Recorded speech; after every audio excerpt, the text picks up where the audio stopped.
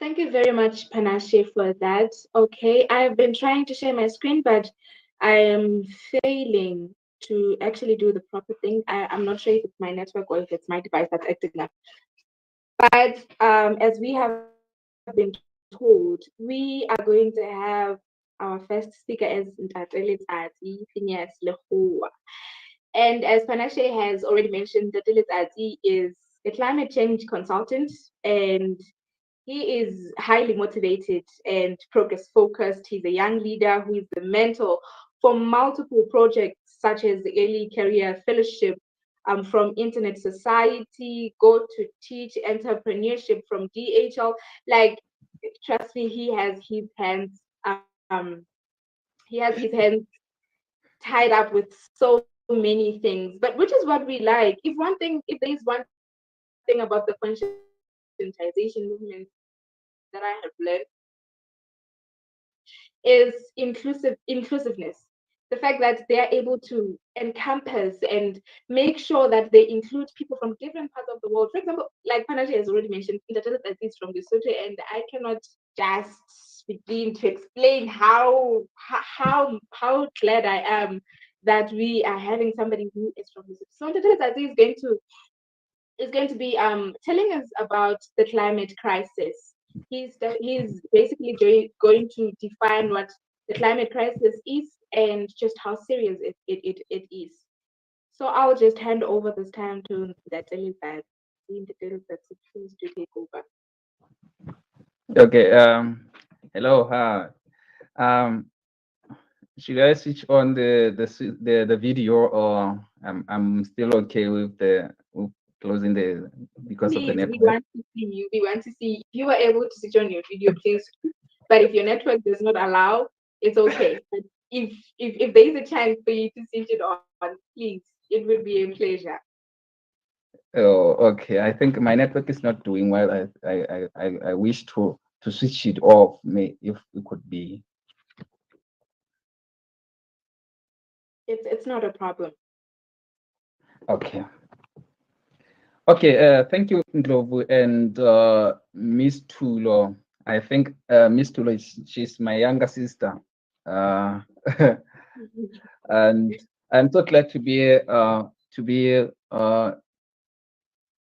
here in this conversation, because what I like about myself is about helping other young people, working with other people, making sure that we are on the same global agenda. So I think what we should do, what we are doing here, it is one of the great things that need to be done as young people. We, as young Africans, we tend to work in silos because we have inherited this from our ancestors, like Bonda Mugabe, Dade Musisidi, Dade Zuma. They are not working together. But what we are doing now is we are trying to make sure that these young people work together. So coming to the climate crisis is one of the global agenda. Why? Because people are dying, animals are dying, people are suffering from food security. There we have so much on health issue. Now we are recently on the COVID-19. The COVID-19 is a result of the climate crisis. The impact of this climate crisis severely affect the agriculture sector, the education. That means how in education. So the climate crisis, when we have so much disaster, I think Benson will articulate on the disaster side, because he's one of the great person under the disaster management. And the climate crisis also affect our policy development, because once for us to create a great policy, we need to think of the climate, and we need to always think of the solutions. So in terms of the policy development, that means we are going to change every day. That means the policy that we have done in 2010, it's going to be different for it's going to be different from that 2010 or the current one. That means we need to keep on changing, rapid changing. So according to the UN Secretary General Antonio, once said the climate emergency is a race we are losing, but it is a race we can win. He said it is the race we are losing. We are losing why? We are losing it because we are not working together. But it is a race we can win. That means with all the stakeholders working together, the private sector, the government, the development partners, young people with great minds. So working together, we can find a way to help our country, our communities, our Iceland, or our melting ice in the seas.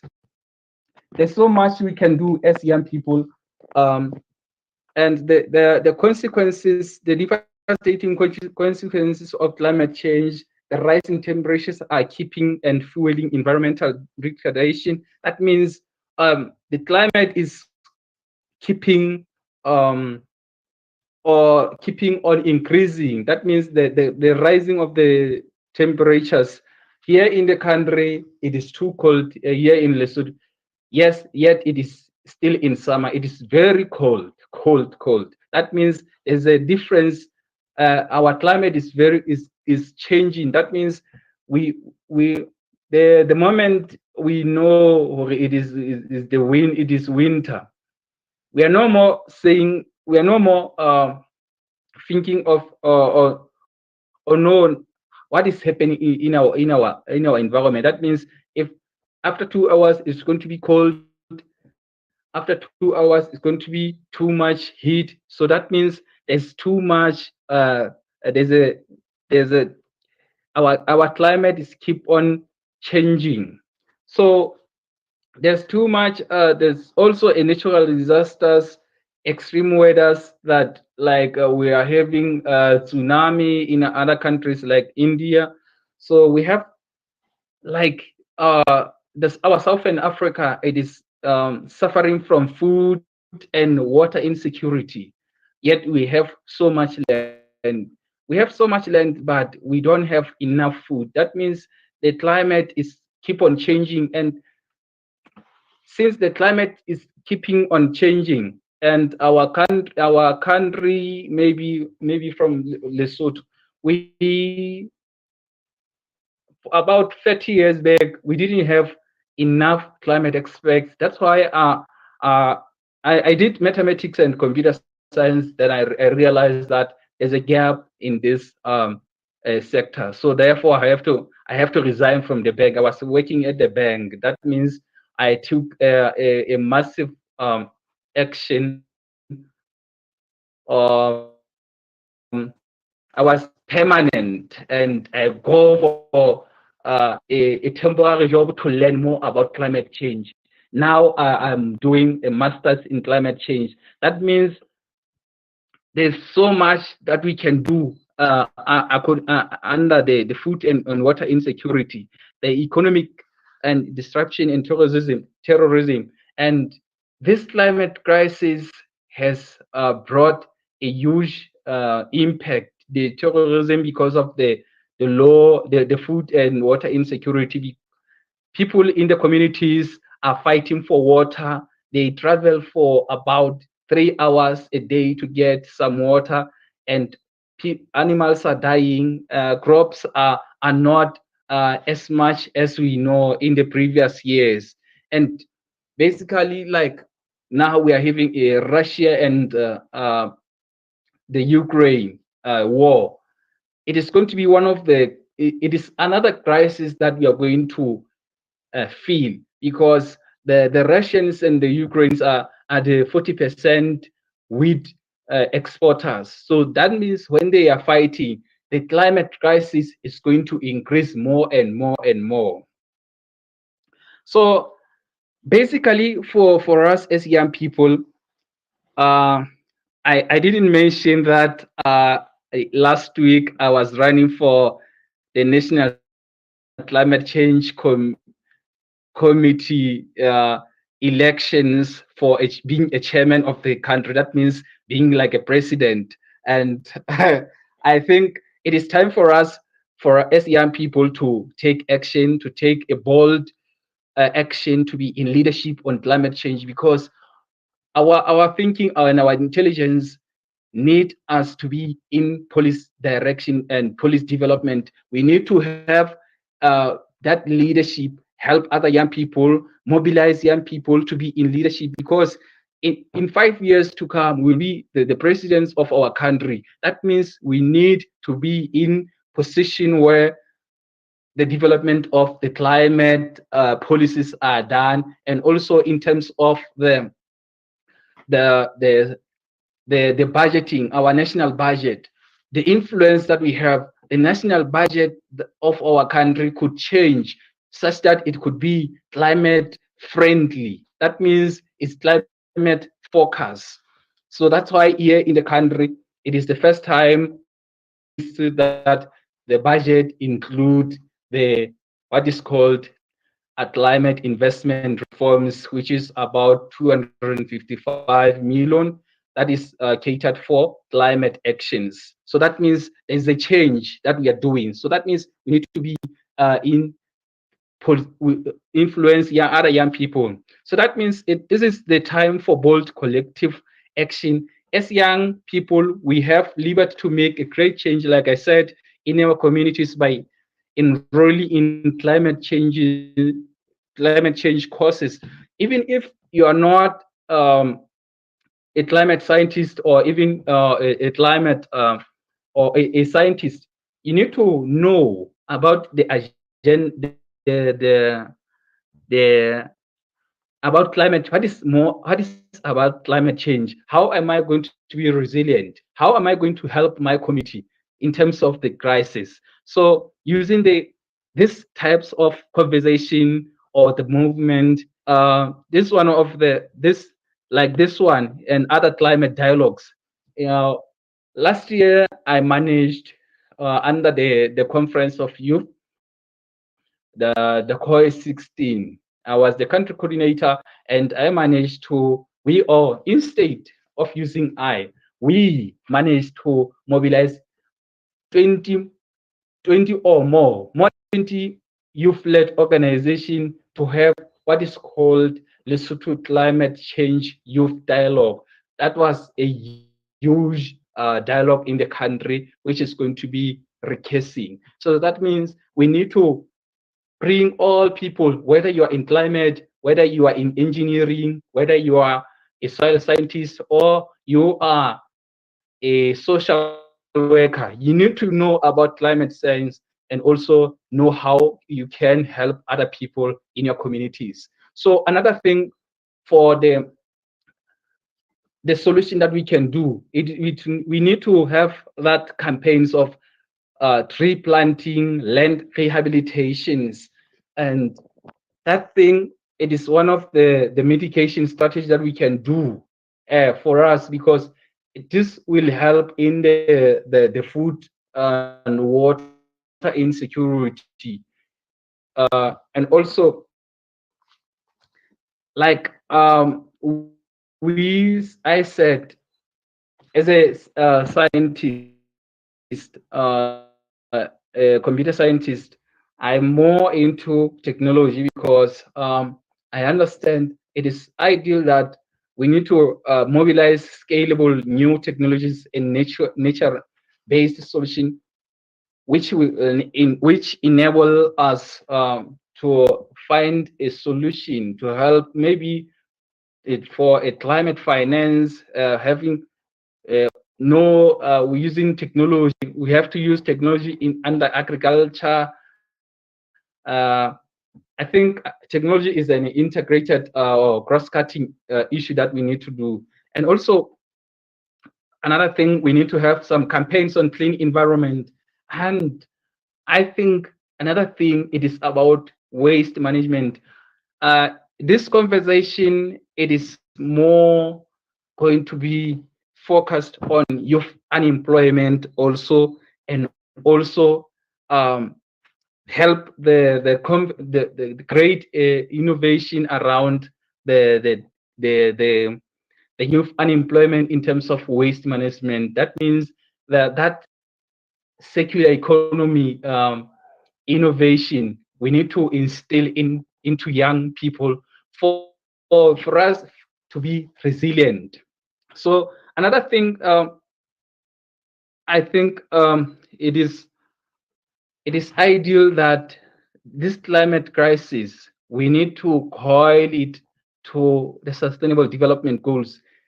For us as young people, we need to mobilize other young people, leaving no one behind, using the concept, once we use this concept of sustainable development goals, we can achieve more because the sustainable development goals are not for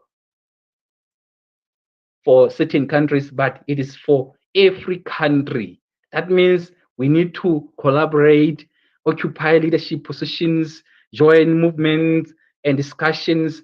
And also, another thing that is very key is on climate finance, where we say, okay, this is a climate crisis. How can we have those people who know about research and grants proposal writing, that we have to do some project in our countries, and also to help other people. And also I think that is going to is also about gender mainstreaming. We need to be very keen about the gender mainstreaming, because the COP27 is going to discuss more about the gender and climate finance. Thank you so much.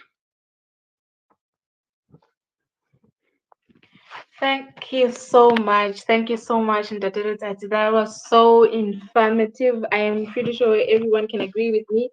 That was really so well outlined and very well spoken of you. And it just begs the question that if if this is the first time in history that countries like Lesotho included issues of climate change in their national budget. I mean, how many more countries have been neglecting this to begin with? But it is such a great improvement to know that some countries are really taking this to heart, and they are really realizing and now can really come to understand that this climate change issue really is very pertinent, and it is something that has to be dealt with immediately because, like you mentioned, this is like you mentioned a quote that was said that this is a race that we are losing, but we can win, which is so true. Because if we really involve ourselves and engage the youth like we are doing now, but not just only talking about it, actually putting action into the whole thing, because we say, and we don't really follow through with what we promised to do. So it is very important that we evoke this debate so that we are informed as the youth. It is also just as important that we follow through with what we say. So thank you so much, Ndadele Zazi. That was really well said and very well spoken. I am not sure if Samuel is already in the meeting at the moment, but can I just check this? All right, I think he has not yet joined. So while just to evoke a few emotions from people, just to hear what people have heard from what Ndadele Zazi has presented, I think it would be fair that we only get maybe 1 or 2% just comment on what they say, on what Ndadele Zazi said, and just give us a few questions if there are any, and just add on basically like you need to take out just, I think this is the moment. Um, Still on the topic of defining the climate crisis. So if anyone has anything to say, please just feel free.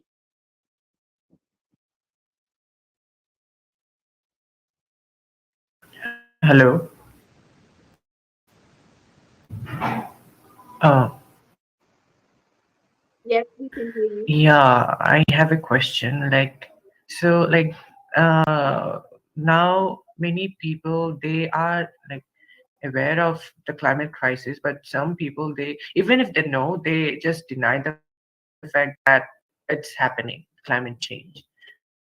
So how to handle those denialists? Just don't want to agree with the fact that climate change is real. Interesting question. It is true that some people are just sitting back and not doing anything, irregardless of the fact that this climate issue is a very pertinent something that has to very pertinent issue that has to be dealt with in accordance. So I'm not sure even the Lizardi would like to tackle that question. His question is, what do we do with people who deny and therefore subsequently neglect this need to tackle this climate change issue? What do we do with those people who are denying that fact? Okay. Basically, they don't deny, but like the president of not denying, but it is the fact that he is into that what is need to be phased out. That means he is into coal or those things. So that means when phasing out that those what is generating what is using for generating money, he is going to be bankrupt. That means there's a lot of people who are going to lose jobs. But basically, what we can do, let's say in our Southern Africa, so I think also we need to make use of the videography and photography. So for and when there's happens, we need to document those. That means some people want to see. So that means we need to find a way to use the film, the film. That means the videography and the photography.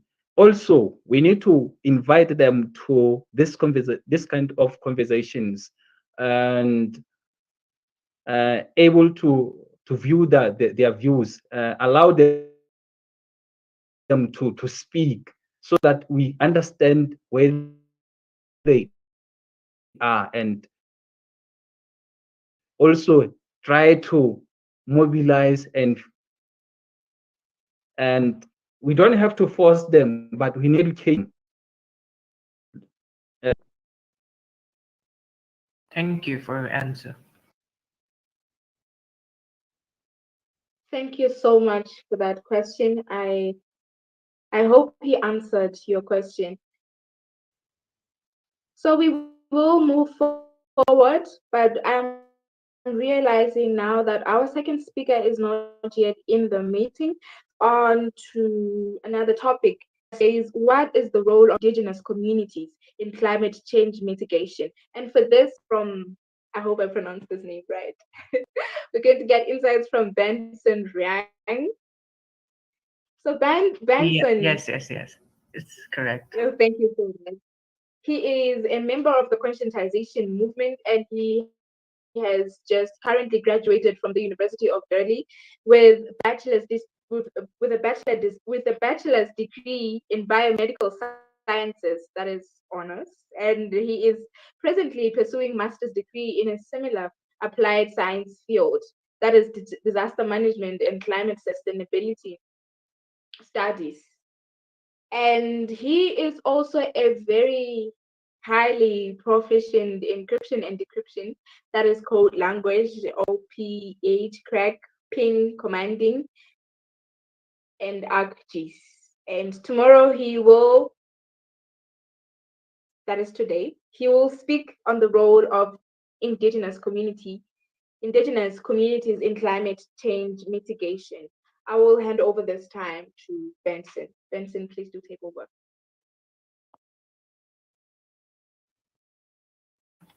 Hello, everyone. So I'm Benson, and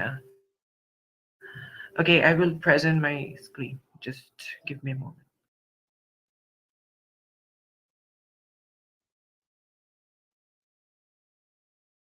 Hello, Benson, are you there? Yeah, just give me a moment. All right.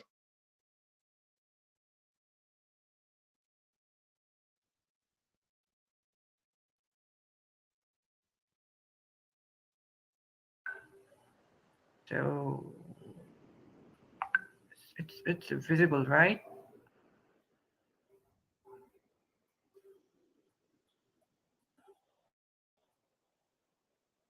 So my so the topic on which I will discuss is like the role of indigenous people uh, for climate mitigation. So first of all, let us just know what or who are the indigenous people. So like, and I belong from the indigenous community. So I can say that I are like, according to me, indigenous people are those people uh, who have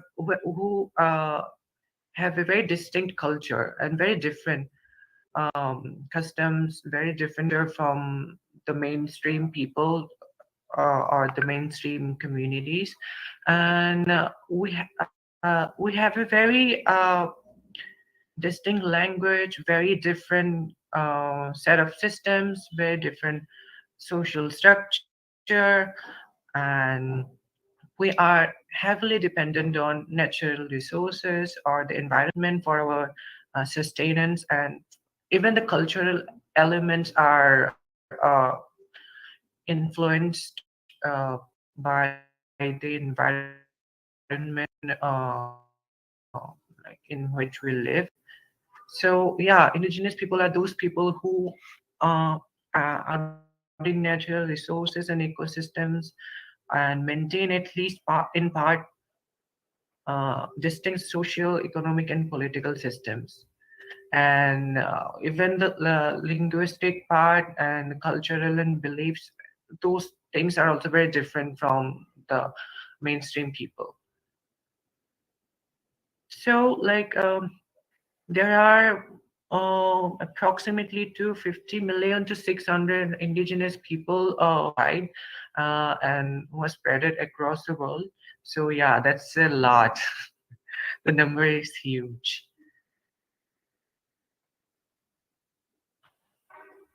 So like my question is, and I will discuss about this topic in points, not like the usual PowerPoint uh, presentation. So like, what do we mean when we say that land is traditionally owned or managed or occupied by indigenous people?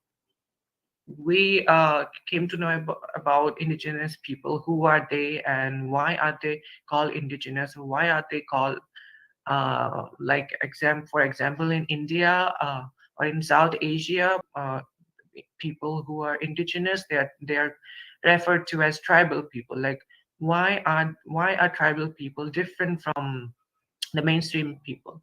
So like in our culture, or like in our tribal culture, the word tradition refers to a knowledge that stems from centuries old observation and interaction with nature. So like the nature is an integral part of our culture. It's like our guiding principle. It's like our our caregiver, our everything, you can say. So all the cultural elements are focused around nature. So so like the main characteristics of the indigenous people is is that they prefer nature over other things, like over money, over everything, like land and all. So like there is a dynamic relationship with nature when it comes to indigenous people. So that's why in a way we consider the land as our own, or like we consider nature as sacred, and like everything that is related to our culture is with nature. So nature and our culture is one. So that's why like um, so that's why when anyone who is indigenous, they say that he or she says that we own the land traditionally. That means that um, we were heavily dependent on the nature, and the culture and everything. We are traditionally rooted or grassroots community. So yeah, you can see through this map that like the purple color, or the the it shows that the colored part, it shows that like the areas where indigenous people are scattered, or where most of the indigenous people they live. You can see that African region, as it is very diverse, it contains most of the indigenous people, as well as some parts of Asia, like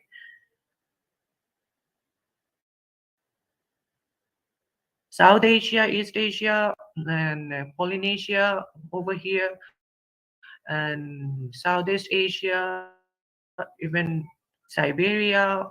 But like most of the indigenous people, they are concentrated in areas of Africa and Asia, as well as in South America. So as per the study goes, indigenous people manage or have rights over at least 38 million kilometer of land across 87 countries, or politically distinct areas on all inhabited continents. So like this represents over 25% of the world's land surface, and which is about 40% of all the terrestrial protected areas, and 37% of remaining natural lands. So like most of the protected areas, or the areas which are um, heavily green, or which are like untouched by the external factors, like most of the indigenous people reside in those areas. So you can see like the areas which are known to be tropical, or which are blessed with like tropical rainforest, or much of forest. You can see the West African region, and the South Asian region, and so next changes in climate, biodiversity, and ecosystems. Completely connected to the nature, and we are producers. So like due to climate change things are changing.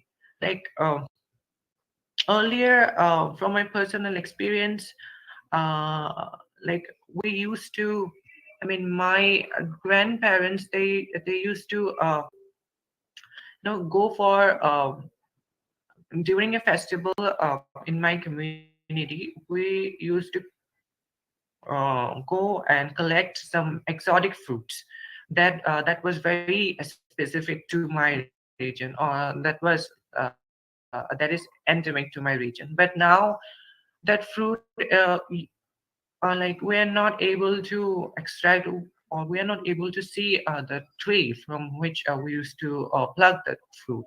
So like, because the plant, it was very sensitive to higher temperatures, because the because of the temperature increase, the plant is died, or like plant is like on the verge of getting exhausted or getting extinct. So that's why the food is not available nowadays. So yeah, even our cultural elements are being affected as a result of climate change. So as indigenous people are dependent completely on natural resources, and because of extreme weather conditions, or because of natural disasters which are increasing day after day because of climate change,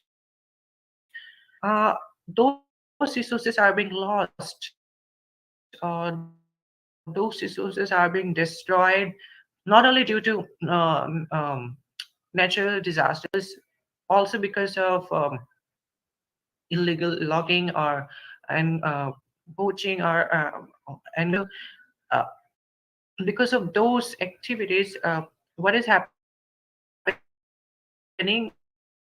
the natural resources are getting exploited, and migrate, or those who are as we say nature's people, they are forced to move away from their habitat, like traditional habitat, to an urban center. And as we all know, like as because the population is increasing in urban areas, it is adding more to the problem rather than solving the issue. So it's like a cycle, like people are facing challenges as a result of climate change, both in their traditional habitat as well as their new habitat that they're moving to. So like even in cities, the people have to we have to find other sources of income, and in some cases uh, mm, we have to do some really those activities which really add to the carbon footprint. Like it is adding to the carbon footprint of an individual, which really adds up to the problem rather than solving it. So what role do indigenous people play in developing, managing, and protecting natural spaces and ecosystems?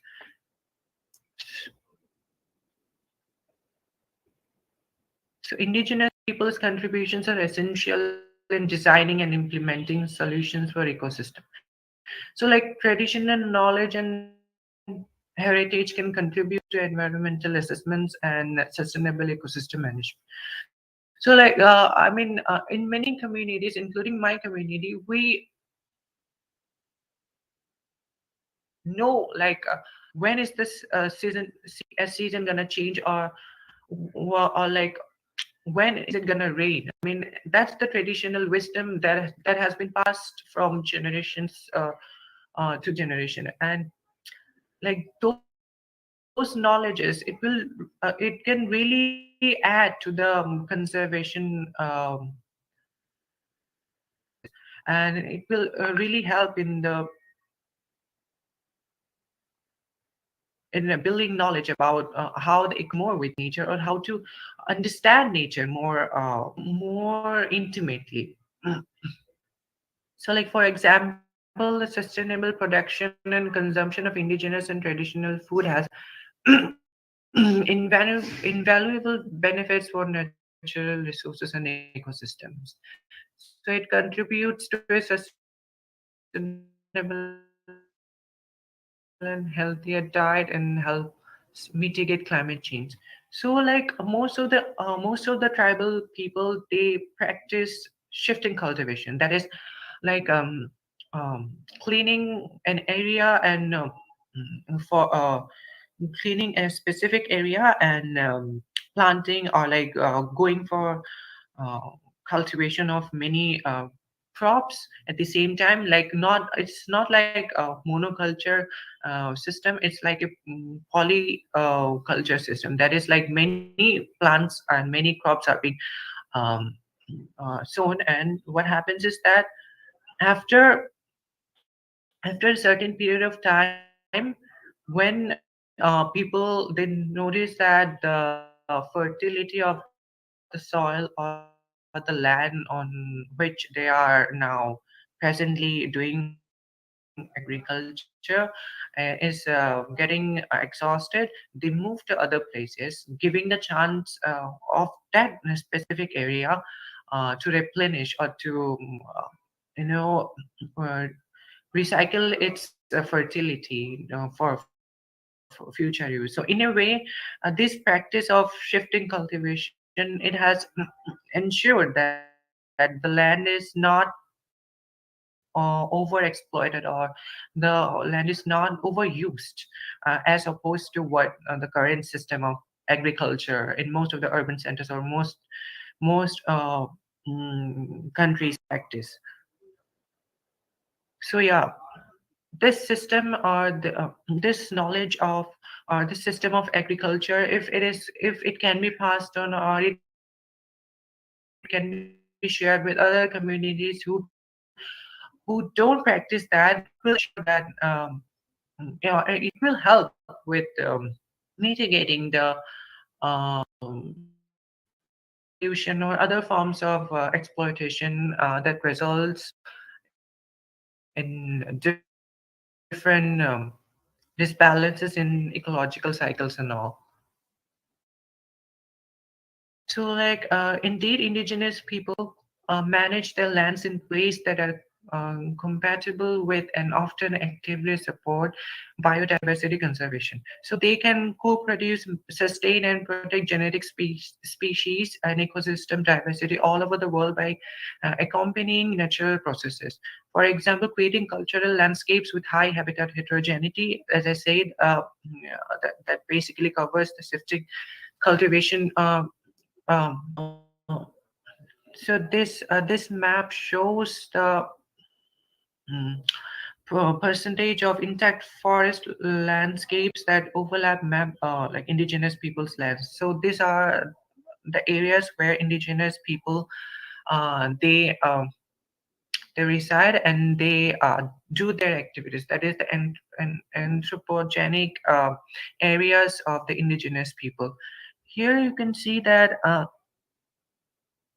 I mean, those marked with violet color, violet shade, those indicates that the forests are more conserved, not illegal logging or areas.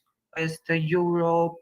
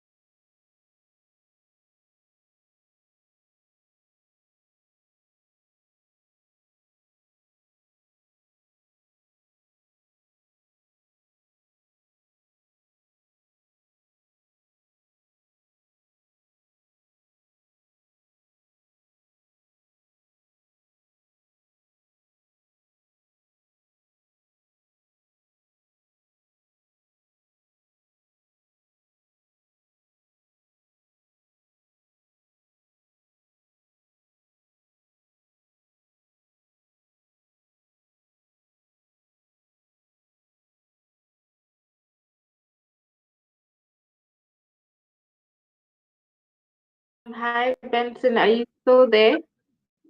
Okay.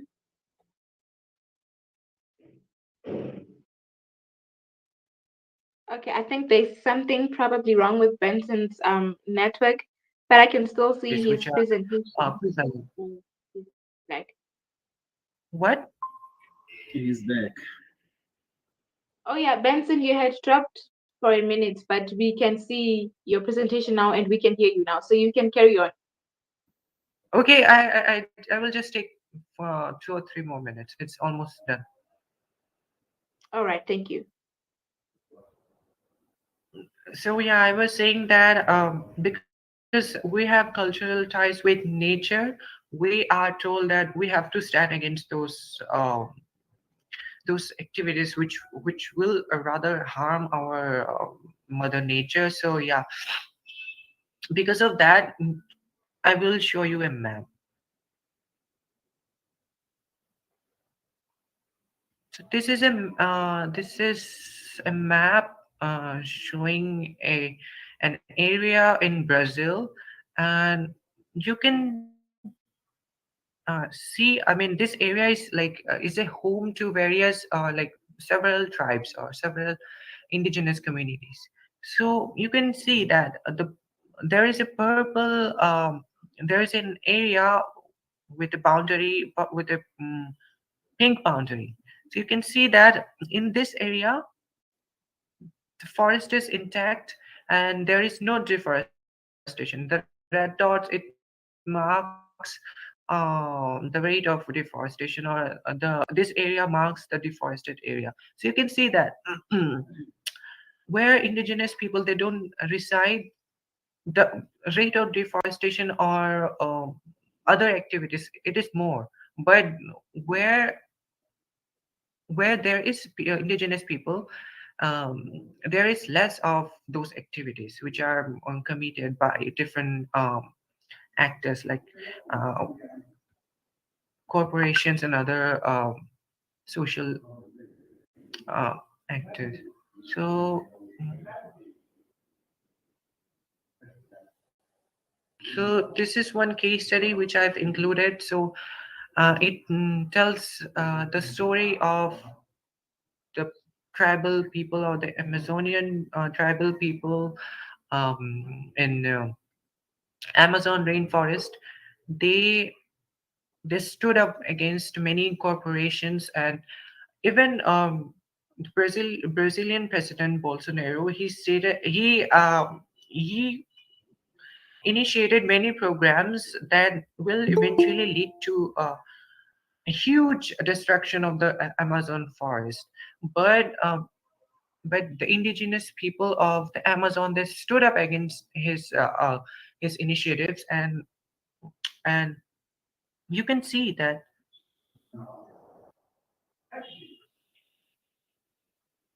if we let the indigenous people govern the forest, it will lead to or it will help in avoiding between 42.8 million to 49.7 million metric tons of um, carbon dioxide emissions. So it's a lot, like because the forests are those are, I mean, forests are the carbon trapping bodies. Like the forest, they trap the carbon. So, like if you protect the forest, it will help in mitigating the climate change because it will ensure that the climate is normal and the climate and the ecosystem is stable. So, and who better, who else better, like other rather than um, other than the indigenous people who will know how to handle or how to protect the forest. So like if we allow the indigenous people to protect the forests and the land which are very crucial in ensuring that the carbon dioxide in the air is maintained. So like if we maintain this relationship between the indigenous people and the government, if the government allows the indigenous people to control their land, it will help in solving most of the problems starting and because it starts from preserving the forest, which will eventually reduce the carbon dioxide amount, and that will result in the reduction of the temperature, and eventually it will help in resolving the climate change issue. So yeah, if we can empower the communities with technology and with other information sharing techniques, like if indigenous people are trained to train with how to use the GPS system, or how to use a um, different systems, like, or how to analyze different data. If they are taught that, we will be able to ensure, or we will be able to empower our own indigenous communities to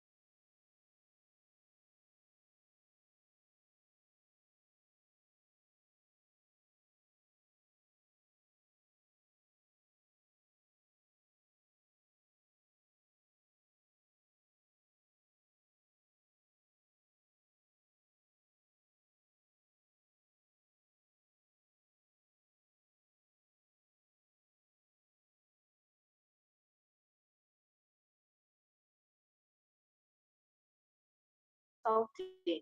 He's the founder of Youth for Today initiative and pioneer of POP Nigeria initiative that is on climate education. He has also spoken on a number of forums, one being the Global Forum, a number of forums, one being the World Sustainable Development Forum Durango in Mexico, the Youth Leadership Network. And if we were to go on and on, you would just understand just why we are so honored to be in the presence of Samuel right now. So Samuel, I'm going to give you the time to speak and tell us just about what needs to be done to heat the production of limiting global warming to 1.5 degrees. So allow me at this point to welcome Samuel as he shares his presentation with us. Samuel, please do take us over that presentation. Okay, thank you. Good afternoon, good morning, good evening. Can you hear me clearly? Yes, we can hear you. Okay, thank you. Thank you very much. I don't know, I sent my slide in. I don't know if anybody can get that or I could just get that from my own end. Could you come again? I did not get the last I part. sent I sent I sent my slide. I don't know. Did you send it to Panache? To your mail, I think so. But let me see if I can share from my own end. Can I share? All right.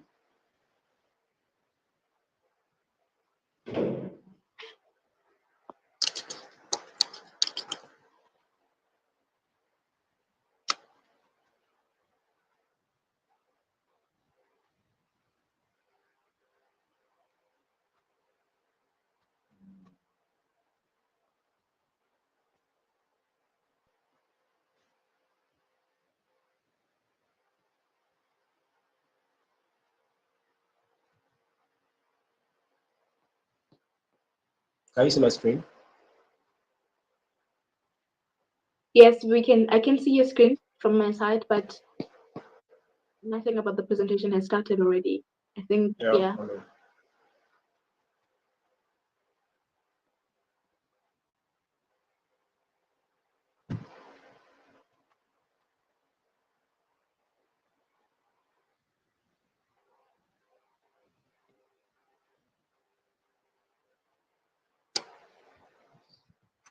Can you see it now?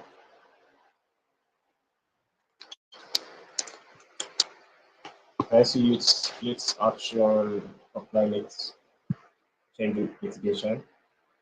Yes, we can see your screen now.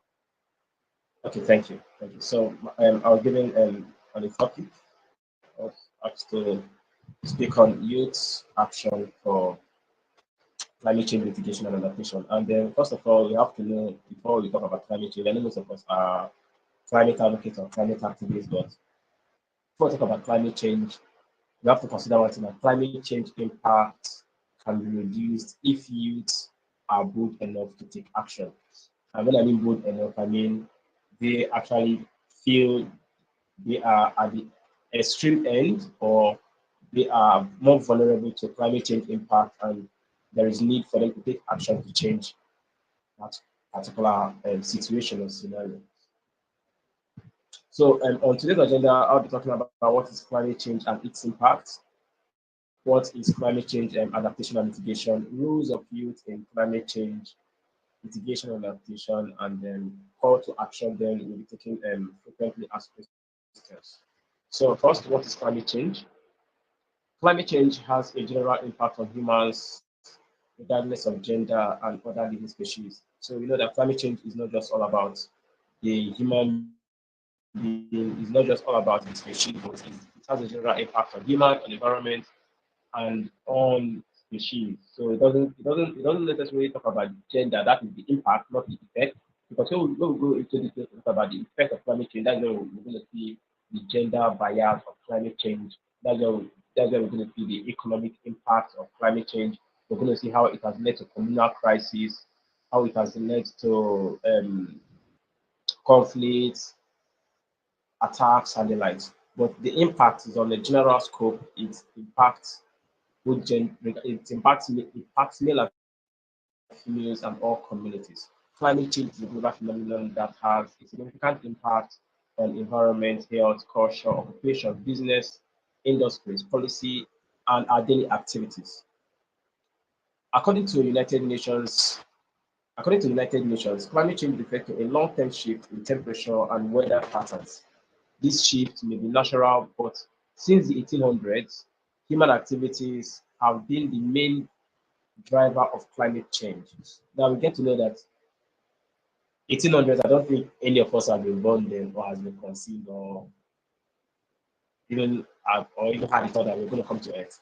But no, this is way back, way back. That is the 1800s. That is way back towards 17th, 18th century. That is way back. Human activities have been the main driver of climate change, and primarily due to burning of fossil fuels like coal, oil, and gas, which produces heat-trapping gases. The impact cannot be neglected, such as hotter temperatures, more severe storms, increased drought, increased global warming, and rise in ocean, loss of living species, food scarcity, rise in severe health risk, increased flood, rise in poverty and displacement. Now, in our society, please, are you all hearing me? Yes, we can hear you very clearly. Okay, okay, thank you. In our society, we cannot avoid or we cannot say none of these things exist. Is it that in our society we're experiencing hotter temperature or we are experiencing loss of living species or we're experiencing food scarcity or we're experiencing severe health risk? Like even the COVID-19, we all know that is also a climatic factor because it's classified as a zoonotic disease outbreak, which is more like interaction of man with wildlife species, especially the endangered species. Okay, we have an increased flood. So in our society, in one way or the other, we may have seen it. We may have seen flooding at a high extent that is beyond the normal. We have rise in poverty. You could see that things are adversely going high. Food commodities are expensive. Houses costs are expensive. I will have displacement. So once there is drought, there is flooding, it's going to lead to displacement. So people are going to be homeless or they are going to find themselves in an internally displaced persons camp. That is an IDP. Okay. So what is climate change adaptation and mitigation? Now, we often talk about adaptation, we often talk about mitigation, because a whole lot of people, when even the UN, the IPCC, okay, that's an Intergovernmental Panel on Climate Change, they talk about the report they published this year, that is earlier this month, um, projected three main factors at which we can be able to tackle climate change impact. They talk about adaptation, they talk about mitigation, and they talk about collaboration. That's the three main methods at which we can be able to tackle climate change impact in our present generation. Now, what is climate change adaptation? It can be understood as the process of adjusting to the current and future effect of climate change.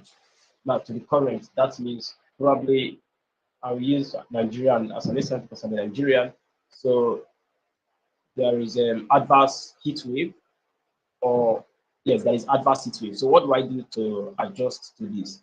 So one of the things I think I should do to adjust to this is number one, engaging in tree planting process against future impact. Number two, promoting sustainable environmental practices. And then number three, looking out for more relaxed place to get to cool myself off, or getting some solar panels like solar fans and the likes to get air and then to get air or cooler temperature, especially in your house. Why mitigation means why mitigation means taking why mitigation means making the impact of climate change less severe by preventing or reducing emissions of greenhouse gases into the atmosphere. Now, how do we reduce greenhouse gases into the atmosphere? We have the major keynote factor for reducing greenhouse gases is tree planting. From tree planting, you look at monitoring your carbon footprint. How do you monitor your carbon footprint? You monitor your carbon footprint by knowing, okay, how often do you engage in travels? If you engage in travels every time, so it means you have to cut your travel. How often do you use public transport? Do you do exercise at all? Yeah, these are all the things you can do to reduce your carbon footprint. How often do you on your lights? Okay, and then do you just waste energy at home? So you get to leave your lights on, leave your electric cooker on and the likes without using them. So all these things are ways you can actually use to monitor or reduce your carbon footprint. Because carbon footprint also adds to greenhouse gases. Climate change mitigation refers to efforts to reduce or prevent emission of greenhouse gases. Mitigation can mean using new technologies and renewable energies, making older equipment more energy efficient, or changing management practices or consumer behavior, right? So changing management practices or consumer behavior. So you get to, for instance, in consumer behavior, you can talk about how often do you single-use plastics. Okay, let's say you want to tackle plastic pollution. So how often do you use single-use plastics? And we know that the more we patronize single-use plastic, the more they produce more. So for us to mitigate single-use plastics, we have to say to ourselves, from today henceforth, I'm not going to buy single-use plastics. Now let's make an analysis, a simple analysis to say that, imagine, for instance, in India, we have let me just give a hypothetical population of 300 million. Okay, that is hypothetically, and then 200 million decide that they are not going to buy single-use plastics anymore. Do you think people are still going to produce single-use plastics if 200 million decide they're not going to buy it again? Even though they decide to produce it, it's not going to be as much or as efficient as it would be compared to 200 million patronizing them. So imagine they have lost them 200 million people buying single-use plastics. And out of the 100 people left, let's say only 500,000 buy single-use plastics. So they're not making more sales, they're not making more profit. By so doing, they may not see the reasons or the need why to produce more single-use plastics. So consumer consumer behavior is necessary to tackle climate change impact, not just government policy, but consumer behavior. If we say from now henceforth, we are not going to depend so much on society, we want to demand the government to give us sustainable means of energy, then they will do that because that is what we want. That is consumer behavior. Okay. Now, adaptation means variety of actions that are meant to reduce or compensate for or adapt to the adverse impact that arises from climate change to the Earth's climate. Because if you look at what is happening today in our current society, we get to understand that most people don't know about climate change impacts, and also they are not actually prepared whenever it happens. So that's where you get to see loss and damage at the high side. So you get to see a whole lot of loss and damage. People ends up being displaced, and it could even take lives as well because they are not being taught. They don't know what climate change is all about. But if they are being taught, or if they know what climate change is all about, they are going to be more prepared so that once it comes, or once they can be able to read the signals, whenever flooding happens, it will not affect them. Even though, let's say, for instance, the impact has been 100%, if they are more aware and are given informed decisions, if flooding should happen, it may not, it may not cause them 40% risk compared to 100% risk it was causing them before. Now, mitigation means actions or changes in societal behavior taking to reduce or eliminate greenhouse gases, like I rightly claimed, especially consumer behavior is key to promoting mitigation. You know, mitigation is different from adaptation. Mitigation is removing. Adaptation is how do I put this? Okay, adaptation is you trying to fit in. Yes, adaptation is being able to fit in. What mitigation is removing. Now, if you can be able to fit in, it will give you a more better understanding on how to actually make a way with that thing. So that's why we get to see adaptation and mitigation because the moment you are able to adapt to climate change, you can be able to see solutions to mitigate climate change impact. So, what are the roles of youth to mitigate climate change? The roles of youth, sorry, how about that? Okay, so roles of youth in climate change mitigation and adaptation. So we have an advocacy. Now, in our community, how often do we talk about climate change? Do we meet policymakers? Who do we meet to discuss climate change impact? Oh my God, sorry, please. I'm really having cold. Okay, it's affecting me. Am I clear? Can you hear me? Yes, we can still hear you. Okay, so roles of youth in climate change mitigation and then adaptation. Now we have advocacy. So advocacy is a process whereby you you spotlight a particular action or a particular event. That's advocacy. So in a situation whereby we have a flooding in a particular community, or let me say in your community, and there's an adverse flood, as a climate change actor, you can advocate for that particular problem to say, come on, government, we are calling on you to do something about this flood. So speaking about a particular problem to bring about change, positive change to that problem is called advocacy. Okay, we have lobbying, and what is lobbying? So lobbying is more like going to government and bringing more of appeal to conscience and then bringing more of dialogue and tell them, okay, government, this is what we are doing. What can you do?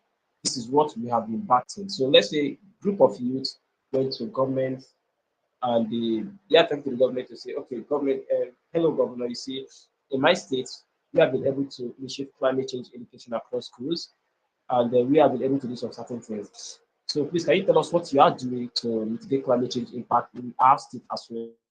That is lobbying because you're trying to bring their interest to your state and as well reducing the impact of climate change. We have policy implementation. So you have to engage in your state or in your country in policy implementation. So how do you do this? You have to submit policies, write policies, submit policies. You have I don't know for people that are here, I don't know the countries.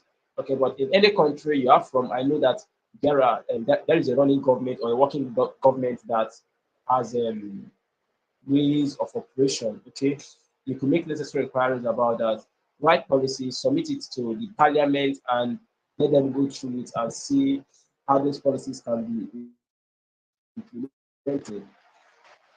We have campaigns. So as you can see, we have all these pictures here are not campaigns.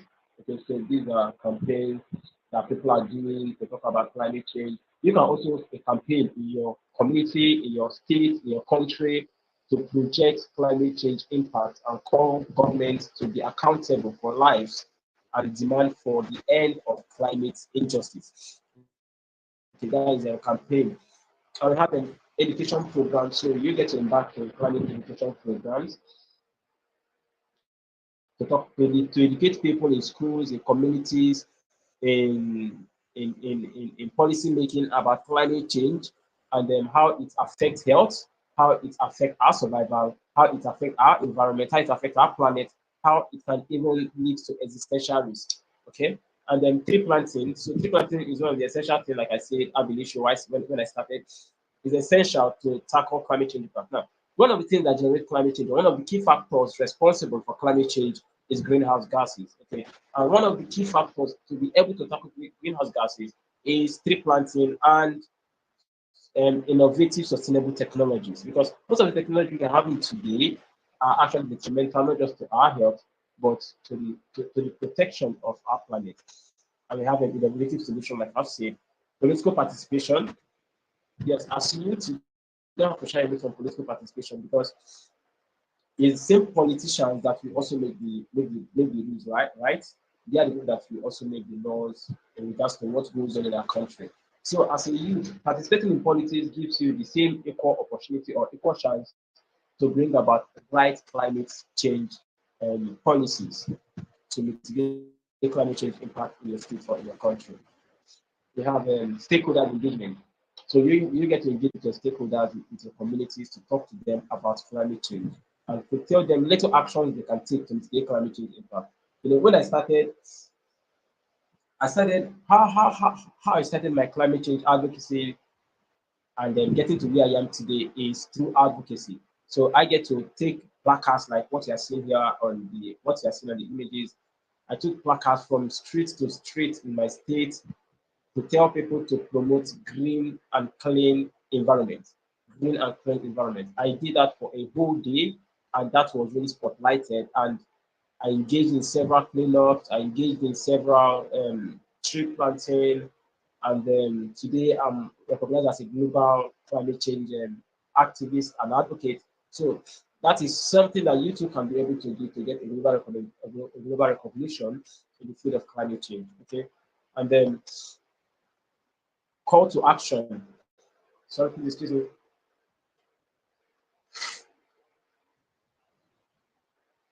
Okay, so call to action.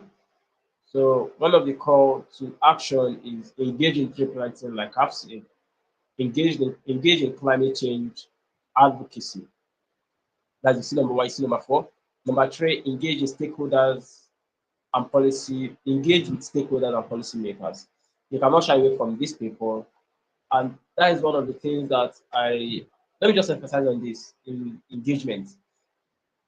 Do not neglect the role of local leaders when you want to engage in climate change and advocacy, especially with stakeholders. Now, engagement starts from local, starts from your community, starts from within before you can be able to go to even to the states, to the national.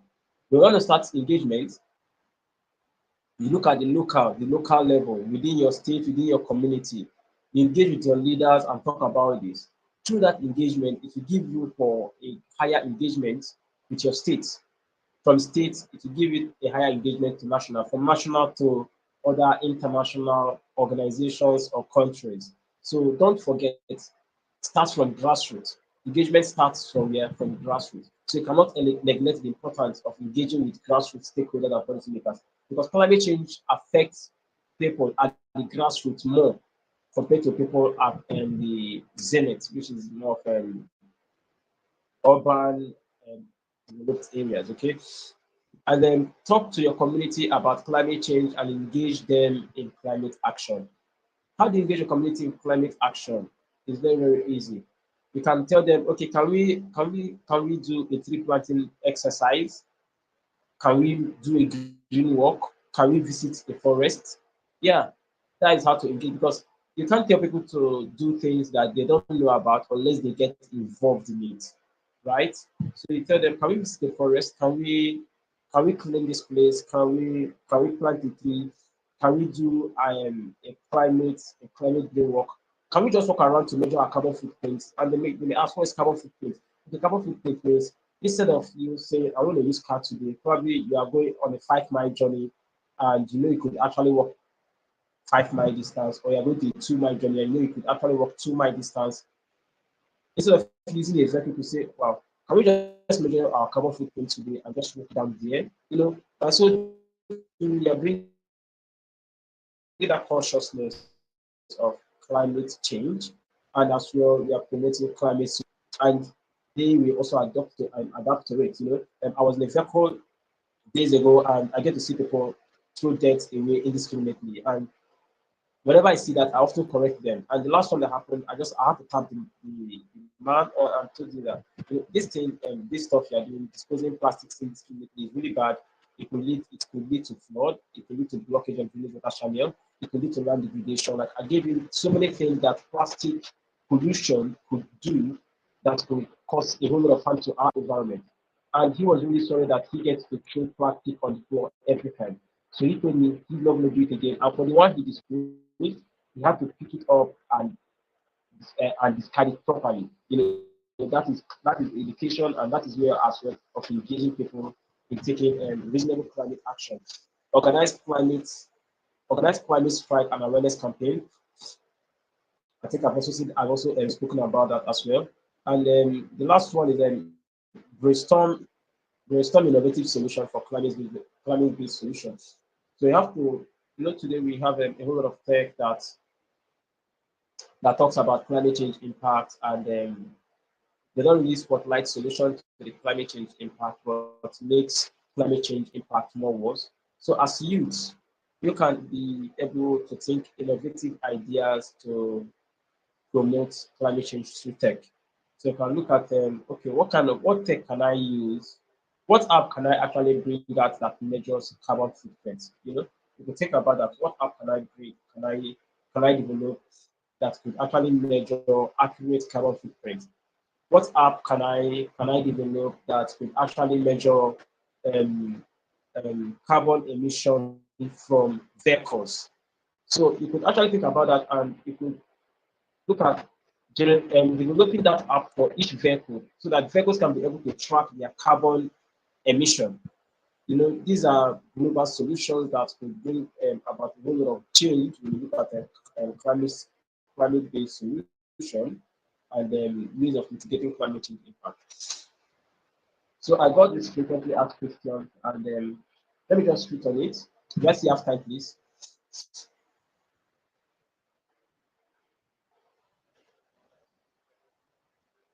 Hello? Hi, Samuel. Are you still there? Yeah, do I see have time? Could you come again, please? Do I have time? Do I have time? We can give you at least 2 more minutes to wrap up, because we have already come to the time at which we had planned on ending the session. But if we can give you maximum a minute or two. So sorry, when did this start? I don't know if I came in late, but I was told it was 2 p.m. Right? Oh, the session started at 2 Central African time. Wow. Okay, so I never knew about that. Yeah. Okay. Right. So let me just talk about let me just spotlight some frequently asked questions I received. And one of them is how can we effectively communicate the climate change action to rural communities? So these are um,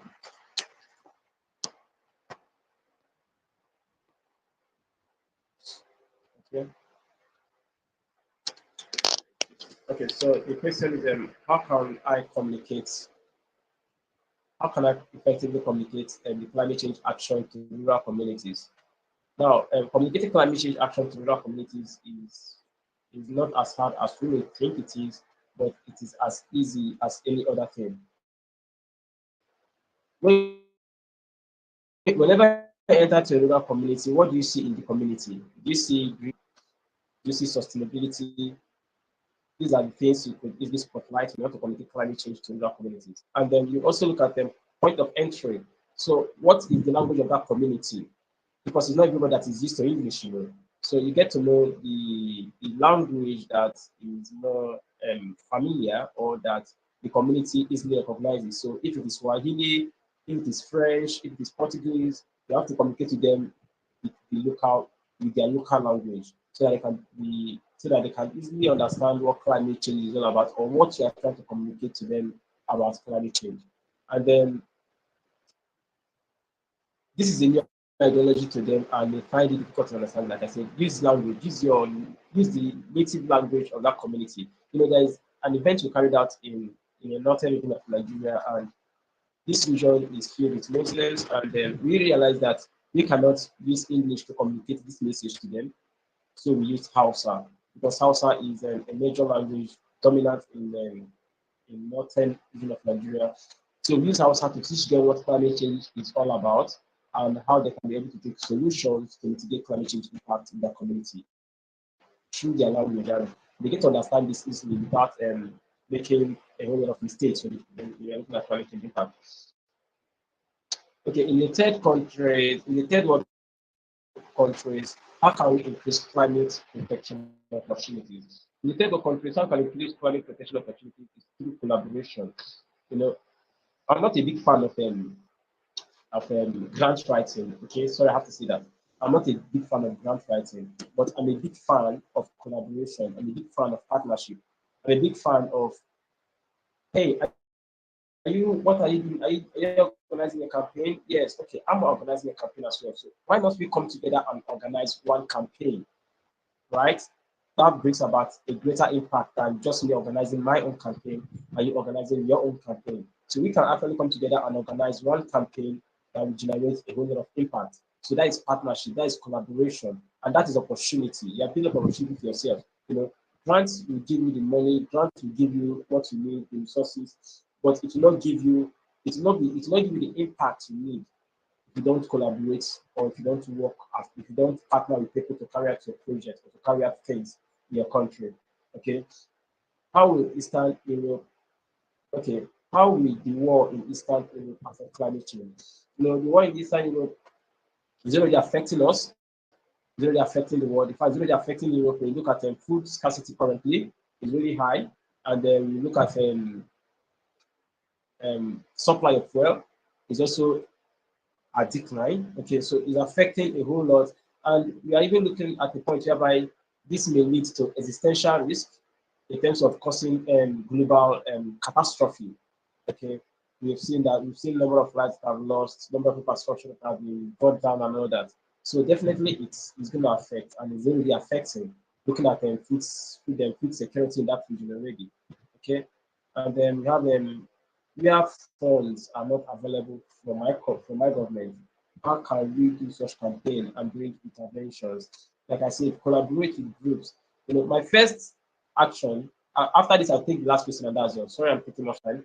My first action in climate change was zero funding. Look, we didn't have fund from any government. We didn't get fund from any organization, but we leveraged on collaboration. I leveraged on the network of my friends, on the network of my course mate, because then I was still an undergraduate. So I leveraged on these networks, and through these networks, we got the work done, and we are able to carry out sustainable climate change and campaigns across these regions. And the last question I'll take today is, how can we reach out to different communities? How can we reach out to different communities? We reach out to different communities through stakeholders engagement. Okay, through stakeholders engagement. You get to know that you cannot reach out to communities except going through the stakeholders. And when you go through the stakeholders, these stakeholders involve community chiefs, these stakeholders involves community leaders, it involves paramount rulers and the like. They are local chiefs, okay? These are stakeholders. They are more seen as custodians of the society or of the community. Through them, you can be able to reach out to a larger community. And through them, your impact will be more sustainable as they will be able to provide the necessary resources, necessary mobility, and necessary platform you need to initiate your climate action to bring about climate change solution in that particular community. Thank you very much, and then I'm also open to questions. Thank you. Thank you so much, Samuel, for that brilliant presentation over there. Thank you so much. It is true that the little things that we do, like not using plastic bags anymore, it can really make a very huge difference. And it's some of the things that we really have to start practicing, because imagine, like the analogy that you just gave, imagine if the whole country does not produce plastic bags anymore and nobody really uses plastic bags, but we opt for recyclable and reusable bags. It could really go a long way. And thank you so much, Samuel, for that. Allow me at this point, I'm not sure if we're still going to have a Q&A session, because it looks like we've run out of time. So allow me to just hand over to Panashe to give us the closing remarks. But I would like to thank all of you who joined us today. It really was an interesting session, and I myself have really learned a lot. And I hope that we get to meet again in the future to hold conversations like this, but taking it a step further, not just only talking about them anymore, but actually following through on what we are saying, actually making it a point that we follow through with our word, because nothing is as honorable as somebody who keeps their word. So even as we are holding these discussions, as we are getting informed and making sure that we have all the knowledge that we need to prepare for a sustainable future, let us also remember to include everyone in our society, include everyone from your family. They all say charity starts at home, charity ends at home. So let us make sure that we start right where we are. We make a change right where we are, so that as we keep on growing, we know that we're not leaving anyone behind. Thank you so much, Ndadele Zazi, for joining us today. Thank you so much, Samuel, for that brilliant presentation that you delivered. Thank you so much, Benson, for that, and everyone else who joined us.